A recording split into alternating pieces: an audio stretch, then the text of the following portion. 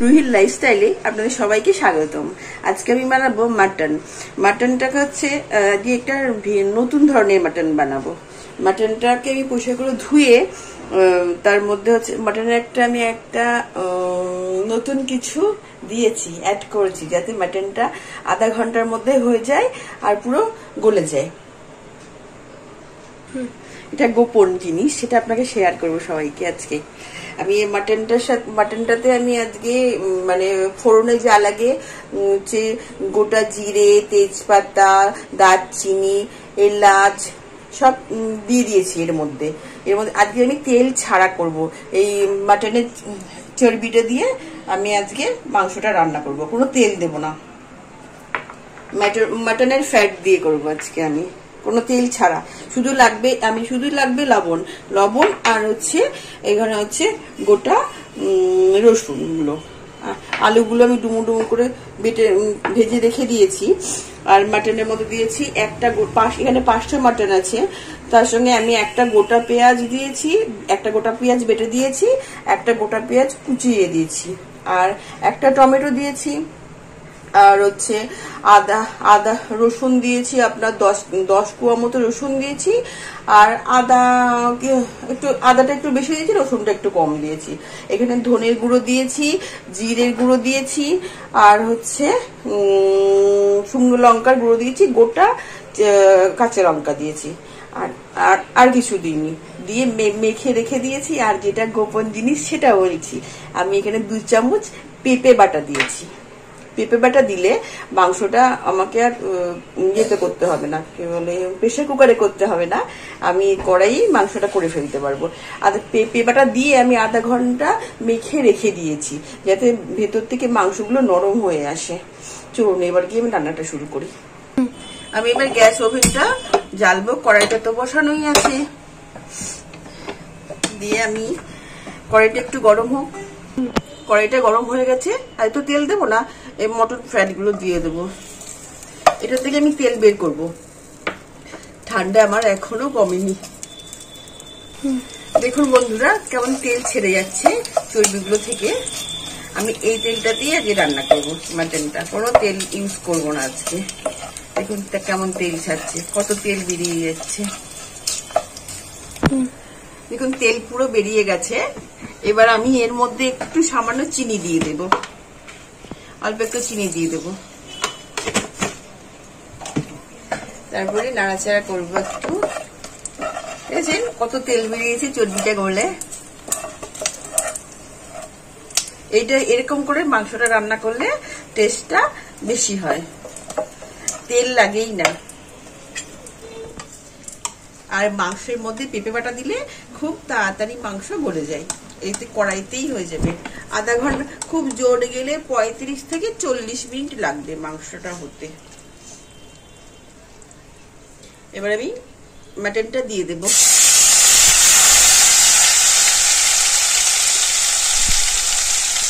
দেখুন মাটনটা দিয়ে দিলাম। মাটনের মধ্যে আমি সব মশলা দিয়ে দিয়েছি, মেখে রেখে দিয়েছি, আধা ঘন্টা মেখে রেখে দিয়েছি। এটা আমি পরে একটু ধুয়ে দেবো। এবার দেখুন কত তেল বেরিয়েছে।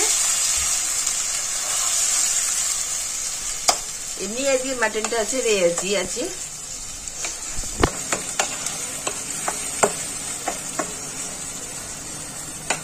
আমার তো রেয়াজি মাংস খেতে দারুণ লাগে, ওই জন্য তো আমি।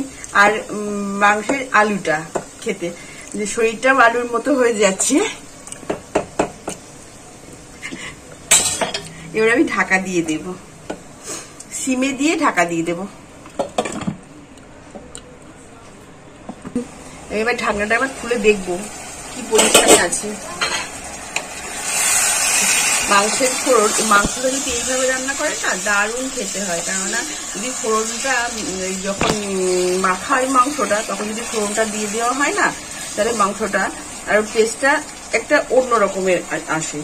আর ওই 2 চামচ পেঁপে বাটা দিলে, এখন আমাকে একটু কষাতে হবে, তার জন্য আমাকে সিমে রেখে আমাকে ঢাকনা দিয়ে রেখে দিতে হবে।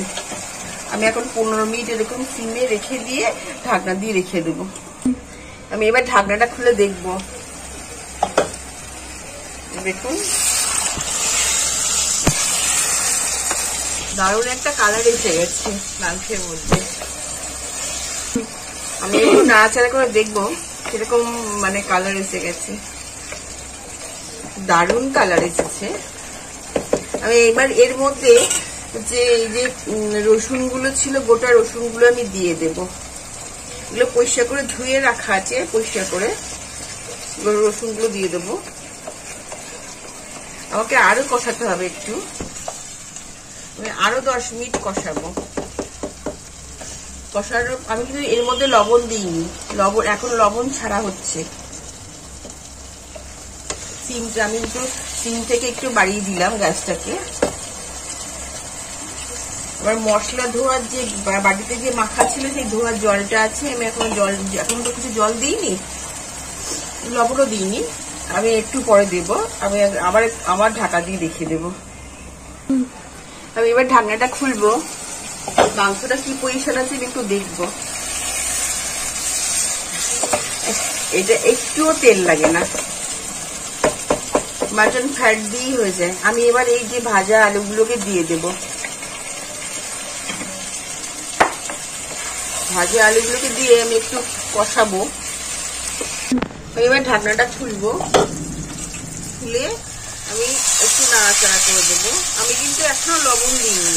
হ্যাঁ, আমি আলুটা মাটনের আলু একটু খেতে বেশি ভালোবাসি বলে আমি একটু আলুটা বেশি দিয়ে দিয়েছি। এবার আমি যে মশলা মেখে রেখে দিয়েছিলাম মাটনটা, এই যে মশলা ধোয়া যে জলটা, আমি এই জলটা দিয়ে দেব। এই জলটা দিয়ে দেব, আর একটু জল লাগবে।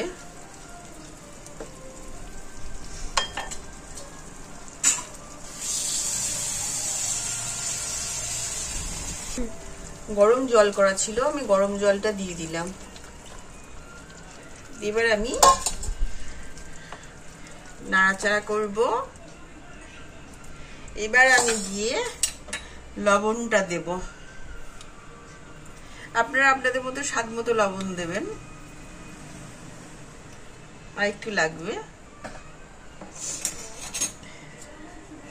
লবণটা দিয়ে দিলাম, দিয়ে আমি এবার ঢাকা দিয়ে রেখে দেব। আমি এবার ঢাকনাটা খুলবো। মনে হচ্ছে যেন হয়ে গেছে, মাংস হয়ে গেছে। দাঁড়ান আমি একবার দেখবো টিপে হয়েছে কিনা, সিদ্ধ হয়েছে কিনা। হয়ে গেছে। একটা আলু দেখবো, আলুটা পুরো গলে যাচ্ছে। হয়ে গেছে। আমি একটু গরম মশলা দেব। গরম মশলাটা আমি একটু জল দিয়ে গুলে নিয়েছি, যে আমি এবার দিয়ে দেব গরম মশলাটা। গরম মশলাটা দিয়ে দেব, দিয়ে একটু রেখে দেব, 2-4 মিনিট রেখে দেবো এরকম করে। মাংস হয়ে গেছে। আমার ঘরে দেরাদুন রাইস করা আছে, তা দিয়ে মাংস দিয়ে আজকে রাত্রি খাবো ডিনার। আপনারা কি কি খাবেন বলুন, চলে আসুন আমাদের বাড়িতে আজকে। ভাত আর মাংস। আমি মাটনটা একটু হালকা হালকা ঝোল ঝোল রেখে দিচ্ছি, কেননা রাইস দিয়ে একটু ঝোল ঝোল হলেই ভালো লাগে। পোলাও দিয়ে খেতে গেলে একটু কষা মাংস, তখন আর আলু দিলে ভালো লাগবে না মাটনে। আর হচ্ছে এখন যেহেতু ভাত দিয়ে খাবো, সেজন্য একটু ঝোল একটু আলু দিয়ে খেতেই ভালো লাগবে। যা গন্ধ ছেড়ে গেছে না, মনে হচ্ছে যেন যে পুরো বাড়িতে মাটন হচ্ছে এরকম একটা। পাশের বাড়ি শুনতে এত গন্ধ, পাশের বাড়ির লোকেরাও গন্ধ পেয়ে যাবে, এত গন্ধ ছাড়ছে। আমি এবার গ্যাসটা অফ করে দেব।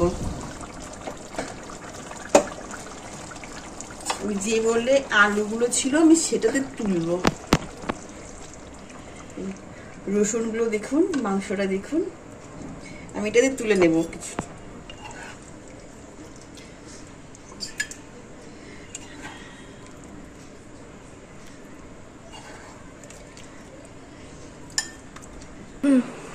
মাটন আমার তোলা হয়ে গেছে। দেখুন কালার, দেখুন আর কেমন তেল ছেড়েছে দেখুন। মাটন ফ্যাট দিয়ে এত সুন্দর মাংস রান্না হয় যে তেল লাগলোই না। এখন তো খুব গরম, তাই আমি কেটে দেখাতে পারবো না, কিন্তু আমি এই যে একটা স্পুন দিয়ে আমি দেখাচ্ছি আপনাদের কেমন সিদ্ধ হয়েছে। হাত দিতে পারবো না। এই যে দেখুন কিরকম ছেড়ে যাচ্ছে। দারুণ। পেঁপে বাটারটা দিয়েছি বলে আধা ঘন্টার মধ্যে মাংসটা হয়ে গেছে। কিরকম ছেড়ে যাচ্ছে দেখেছেন মাংস। এইভাবে রান্না করে খাবেন প্লিজ, একবার তো অন্তত রান্না করবেন এইভাবে রান্না করে খাবেন, দেখবেন দারুণ টেস্ট মাংসতে। যদি এই রান্নাটা আপনাদের ভালো লেগে থাকে তাহলে প্লিজ সাবস্ক্রাইব করে দেবেন।